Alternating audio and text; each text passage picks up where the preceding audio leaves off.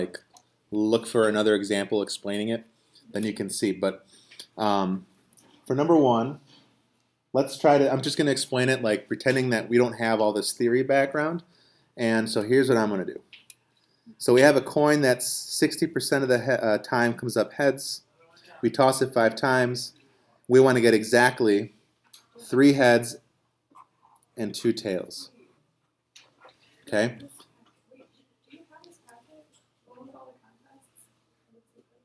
Oh, no, that's from today. Oh. This one's from before. Oh. Yeah, you picked it up yesterday, right? Oh, is that the extra practice pin? Yes. Okay, sorry. That's okay.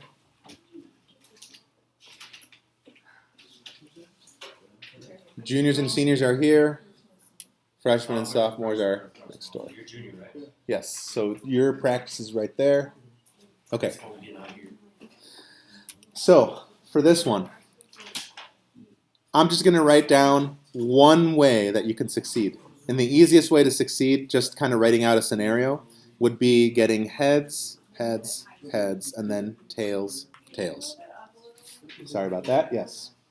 So do we agree that this would satisfy the requirement? Yes. Okay. Well, let's find the probability of just this event, okay? So we need 1, 2, 3 heads. What's the probability for heads each time? 3/5. So 3/5, 60%. You could have done 0.6, that's fine. And that needs to happen 3 times, right? So I'm going to multiply it by itself 3 times, to the 3rd power.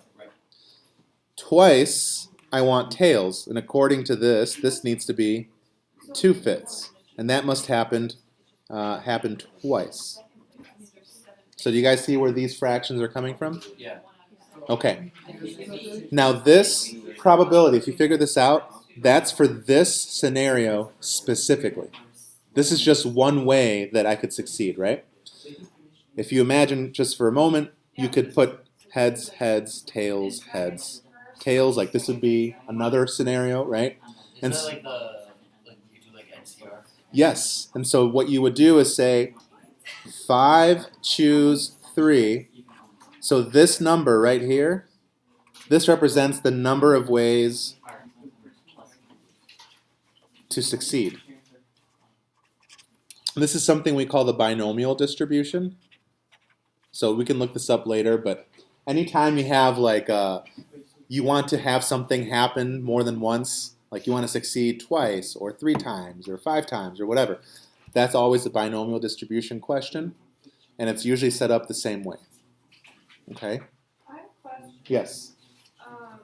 Which one, like permutation, combination, which one does order matter? So permutations is where order matters. Doesn't order matter? I knew someone was going to ask, and I'm prepared to answer this. Okay. So you might think, well, why isn't this 5p3? Because we're looking at different orders, right? So it should be a permutation. So here's the parallel that I'm going to make. Okay? So check this out. Let's say I have A, B, C, D. These 5 letters. How could I rearrange these letters? How many different ways? Well, you'd have 5 choices for the first letter, right? 4, 3, 2. In other words, this is 5 factorial. But there are 2 letters that repeat. Do you guys remember doing these? Yes. So you'd have to divide by 2 factorial.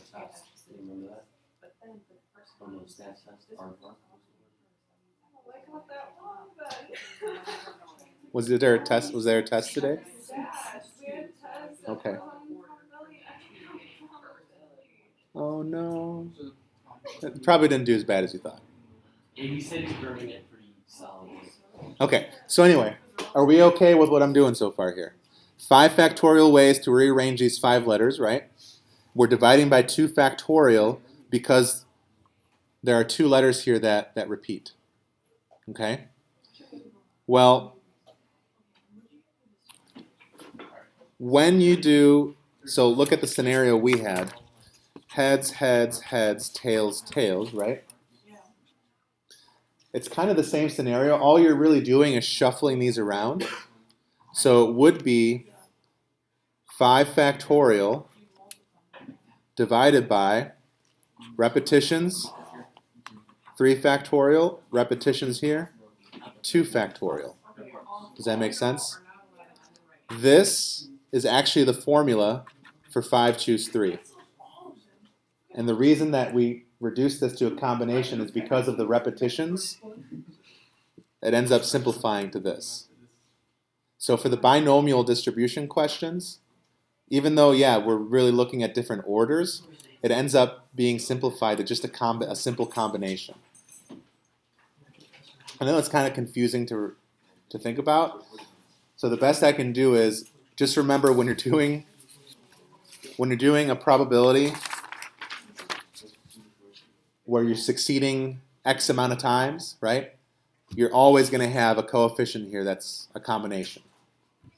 5 total trials, 3 total successes.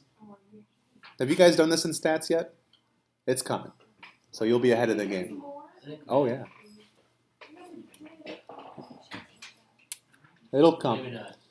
He might have shown you on the I'll show you on the calculator too how you can do this. Okay? Anyway, What are you talking about? We did N choose R and pre-cal. you did, yes. Yeah. Yes. Okay, so anyway, do you guys know how to type this in the calculator? Yeah. Okay, so let's just skip the formalities. Here's your answer. 216 out of 625. I'm focusing more on the setup right now. Can we set these up? I trust you can type things in the calculator. Okay? Wait, so you do that times 5 choose 3. so 10 times. Okay. Yes. So you- Show her real quick. So you put the 5, right? And you go math over to probability, so the fourth one, and then NCR, which is number 3.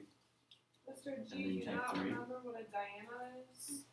When you set the whole thing up right, and of course you just mess up when you plug it into your calculator. Of course that's how it goes for Diana. Always. Oh, did you do that last year at the meet? Like you did a couple, like, On practice I did. oh, okay. It's just not good. Your goal is going to be to get at least a couple of questions this time. And then a high note, because I know last year was rough for the probability topic, but if we can get some right, that's good. I'd say that's a victory. Okay. All right. Next question. This is a pretty straightforward. Oh, it tells you expected value question. And if you don't know what expected value is, have you done that in AP Stats? No. Okay. So Wait, that's the same thing as mean, right? not quite. The average of the probabilities. It does have to do with average, yes. It's like a weighted average of the outcomes. Yeah, Yes. that's what we just did today. Oh, okay. So this will be easy then. So the way that, at least for this problem, that I would approach this, if we're looking for the expected outcome, think of that as an average, like each time that you do something, what the average result would be. And so a lot of times students get confused because, let's say you enter this raffle, right? You spend $10 to play this raffle. There's really only 2 outcomes. The 2 outcomes are you lose your $10, right? Or you win $84.90 because you spent 10, so you have to subtract that out. Those are the 2 outcomes, right? Well, the expected value is going to be in between those 2, which is kind of weird because it's going to be like not either of those outcomes, but it represents an average. Like if you were to do this raffle 1,000,000 times, it represents the average outcome each time. Does that make sense? And so, well, let's actually do the calculation. You'll see what I'm talking about. So very easy to do expected value. So outcome comes first. What's one of the outcomes? We just talked about it.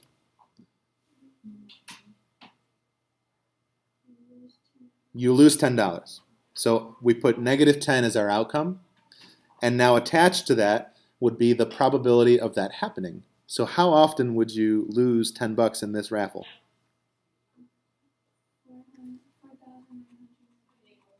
Out of 5,000. 5,000. Does that make sense so far? So 4,999 times out of 5,000, you lose $10. So that's why those are together. Or, well, what's the other option? The other option is, hey, you spent $10, but you win the raffle. Yay. How much money do you get? 8,500. Minus the 10. Oh, yeah. So a net profit of $84.90. And how often does that happen? 1 out of 5,000. And we're done setting this up. So now you just sum all these, there could be a problem later on where there's more outcomes. But this is like, oh, did you see like a table in class today Yeah. where they had like a probability and a dollar amount or an outcome or whatever? Yeah, it's the same thing. This is just not in table form. Does that make sense? Okay, so unless you're going to pull a Diana, here's your answer. Negative $8. And so this represents, on average, you would lose $8.30 each time, which again is impossible if you just play this once. This is over the long run. If you play over and over and over, if you count your winnings and losses, you would average this much as a loss. Does that make sense? Okay. Number 3. Read that real quickly because it's wordy and there's a lot going on. So just take a minute and read through that.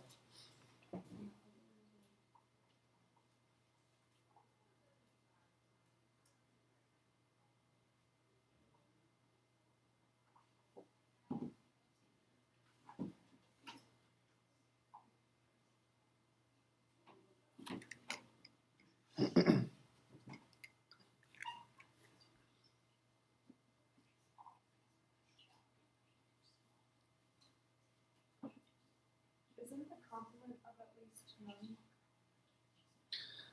Yes. The problem is, so I'm glad you remembered a little bit about this. The problem is that each time we do this, there's less students in the mix because, so for example, let's say we have 100 students taking the exam, right? First time that they take the exam, 75% of those students pass. So now next time you give exam number 2, it's not a repeat with the same, there's less students involved, so the probabilities change as you go down each option. So it's a little bit more complicated than that. But it's actually pretty simple. Here's what I would recommend you do, okay?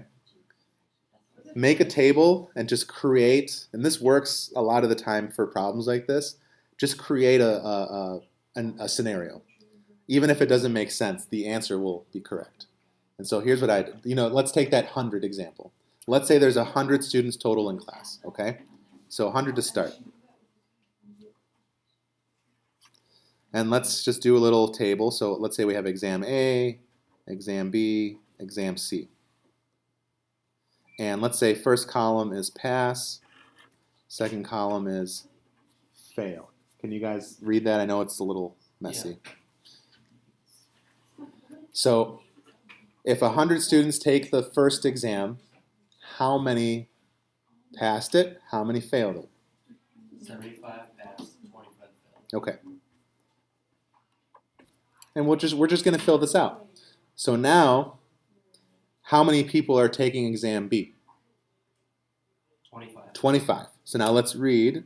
Exam B has what pass rate? 90%. 90%. So this is the part where it's like, but that's not possible. Well, you know what? We're going to pretend it's possible, right? 22 and a half. 22 and a half students. You're rounding up or down? You leave it for now. It's just an example. Yes. Did you do 25 times 0.9? Yes. And so we have exactly 22.5 students that passed, meaning 2.5 that failed. Does that make sense? Yeah. You guys understand? So obviously for this scenario, 100 students wouldn't have been possible, but the numbers in the end work out exactly the same when we figure this out, okay? So now we have how many students taking the exam the third time? 2.5. 2.5 students, but what's the pass rate? 65%. So multiply 65% with 2.5. 1.625. 1.625.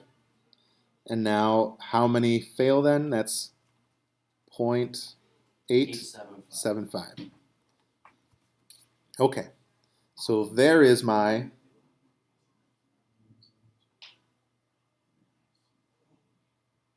So the question then, find the probability that a passing student requires at least 2 tries. So it's saying the people who pass, how many people pass on the second or third try? mhm, Percentage. exactly. So find the probability. So it's a conditional probability because it says find the probability that a passing student. So that means we know the student that we're focusing on is a passing student, right? So we pretty much we ignore the failing category. We Well, you know need that the the probability that they failed the first one. what's Right. that? Well, you need the probability that they failed the first one. No, you don't. It says that it requires at least 2 tries. So that means all we're focusing on is Right. these two. That means that they failed the first one. Right, but you don't need it as far as the calculation is concerned. Okay. Does that make sense? Yeah. So because we know the student passed, these are the number of students that passed over here. And if they want at least 2 tries to pass, well, 22 and a half students took The second. 2 times to pass, and 1.625 students took 3 times to pass. So you just add those. Add those together, and now we go back. So how many students were there total at the beginning? Well, out of the 100. 100. Very easy. That's why I chose 100. So if you add these two together, it ends up being 0.24125. It said round to the nearest thousandth, so 0.241. Oh, that's too many. Just 0.241.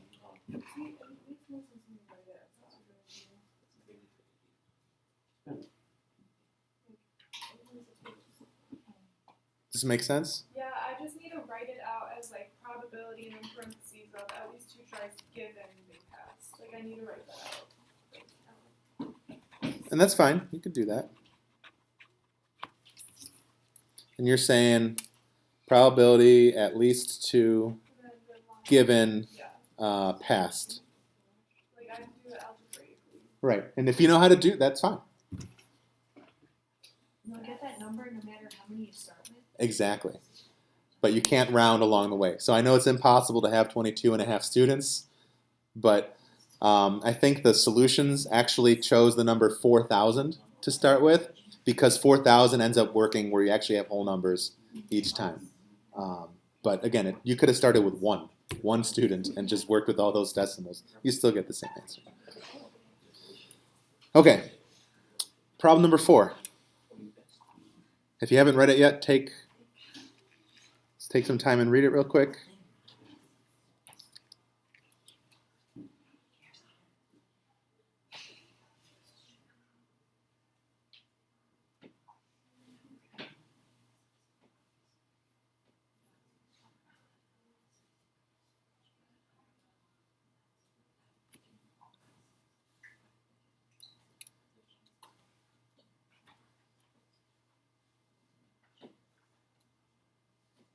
And so this is not a guarantee, but most of the time, if there's something like this with the keywords at least 1, That's 4. It's the complement. I was going to say it's the complement. We want to find the complement of this and then subtract from 1. Or the opposite of at least 1 and subtract from 1. Does that make sense? So do like 1 minus probability of none. Exactly. 1 minus the probability that neither hits a home run. And the reason we do that is because this can only happen one way, right? If neither of them hits a home run, the only way that happens is Sammy doesn't hit a home run and Barry doesn't hit a home run. If we actually do the at least 1 scenario, there's actually 3 possibilities. Do you guys see what they are? If you actually wrote at least 1, it could be Sammy hits 1 or, so this is what you're thinking of, Barry hits 1 or they both do. So what are your choices? You find 3 probabilities and add them up, Oh, I right? understand, yeah. Or, I was just explaining that if you did it the other way, at least 1, right? That means 3 different scenarios. Sammy hits 1 or Barry hits 1 or both of them hit 1, and those 3 would get added up. But it's easier to just do this 1 scenario and subtract from 1. So just because that's the way I'm probably going to do it if I see the question. So you would do the 1 over 8.4, 1 over 9.6, right? You would add those and then you would multiply them and add that to the. If you're doing the this, 3. So you do the probability 0.4 probability 1 over. so actually it would look. Hold on, let me finish this way, and then I think you'll Sorry, see. yeah. No, that's fine. So this will be 1 minus, and so now if neither hits a home run, Sammy hits a home run once every 8.4 times at bat. Yeah. So that means not a home run would be 7.4 out of 8.4 times, theoretically, even though that's not really possible. But that's how kind of you would interpret it. You just subtract from 1, basically. And now if we want Barry to also not hit a home run, that would be 8.6 out of 9.6.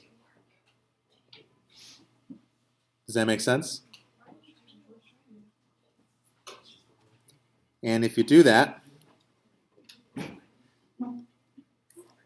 and that's it. That's the nice thing about this is you're done. Now you just type that in the calculator, convert it to a fraction. You get 425 over 2016.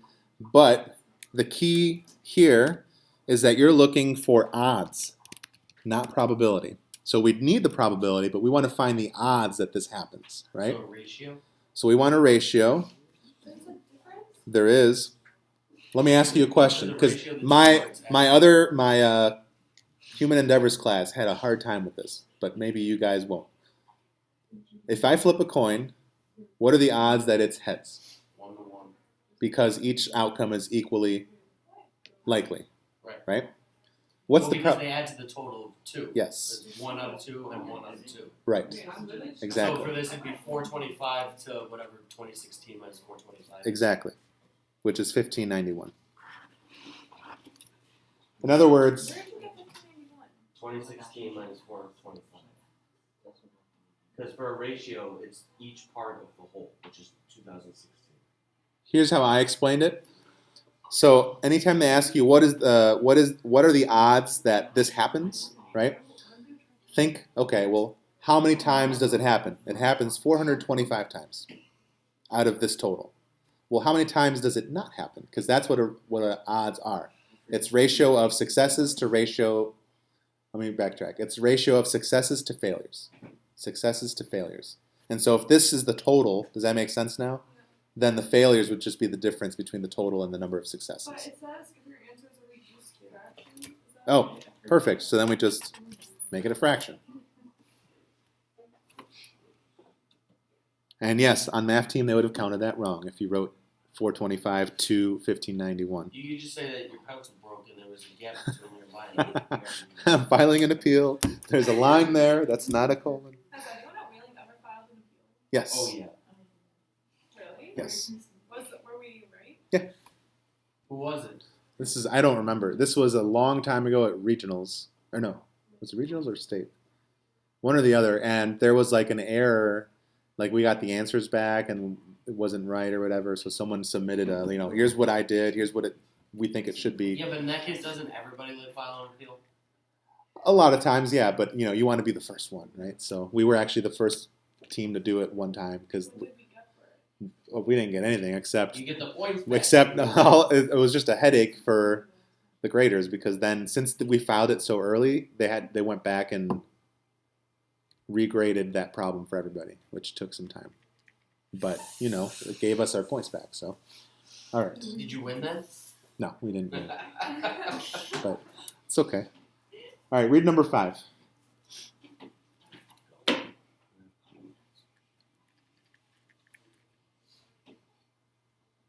Juniors, you guys all done? Last problem, then I'll see how you guys did. That's a different company.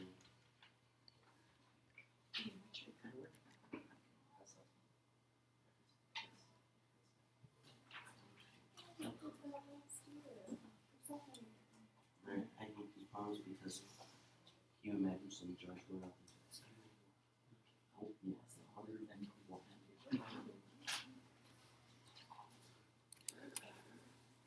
Each of the 3 problems. All right, so here's kind of the way to do it. Each side is 200 long, right? Yeah. Flags are placed on 3 vertices. So I'm going to put one there, there, and there. And so the part that we want to focus on are points that are more than 100 root 2 away from You all have to 3 know of the these. triangle rules again, don't you? You actually don't need them. So here's well, actually, I guess, yeah. Great. So it helps you if you do. What's the length of this diagonal?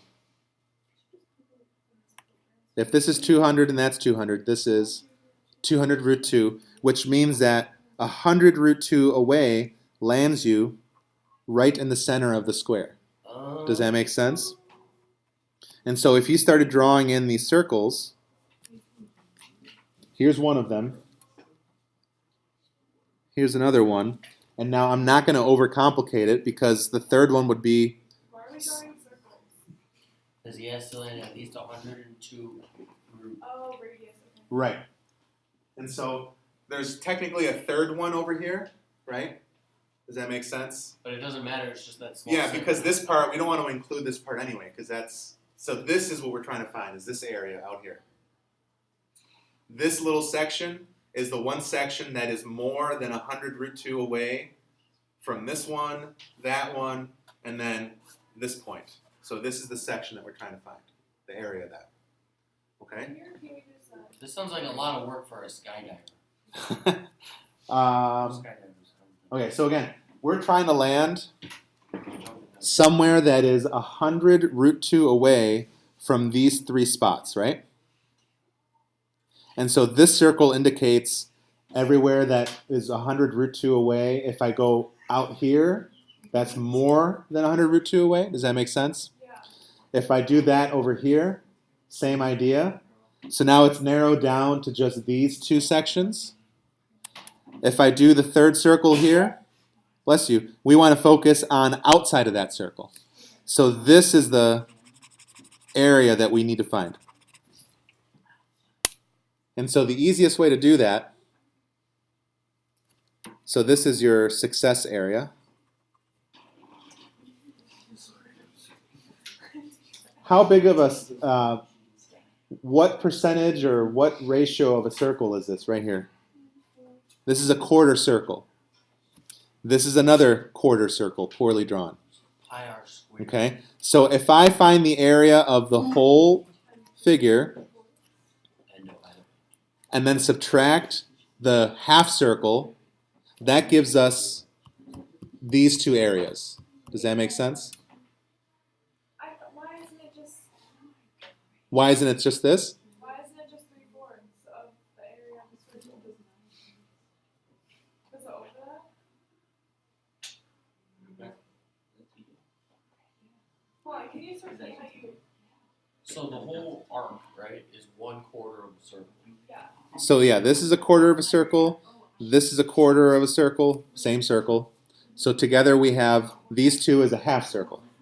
So if I find the area of the whole thing, subtract out the half circle that's in here, that gives us these 2 areas. Then you divide it by But we don't want both of them. We want just the one in the bottom right corner. So that answer has to get cut in half. Because this section was too close, right? That was too close to this flag. We just want this one. Does that explain it? Yeah. Okay. And so it's the whole thing minus the half circle area divided by whole area. And so if I write that out, oh, and this is all, sorry, times a half. Because we don't want both of these, we just want the bottom right. So what's the whole area? The whole area is 200 by 200, so that's 40,000, right? Minus 1/2 times pi times radius, which is 100 root 2 squared. So instead of doing pi r squared, I'm doing half of that for the half circle. Does that make sense? Yeah. And we want to multiply this by a half, because now that'll give me, oh shoot, I'm off the screen. Now this will give me this area specifically. You guys see what I'm talking about? So this in the rectangle represents just the shaded area. But we want the probability of us landing in there. So we got to take this answer and now divide it by the entire area, which is 40,000. And that gives you your percentage. Which is point. Yep. Oh, nearest thousandth. So just 3 decimals. Every Yes. time. Man. Okay. Yeah. Will you get it wrong if you go one more? Yeah. There. Whack. Still right. So why do they do that? It's actually Because it's separate. Because I think the philosophy, and I'm going to stop recording now. But the philosophy is.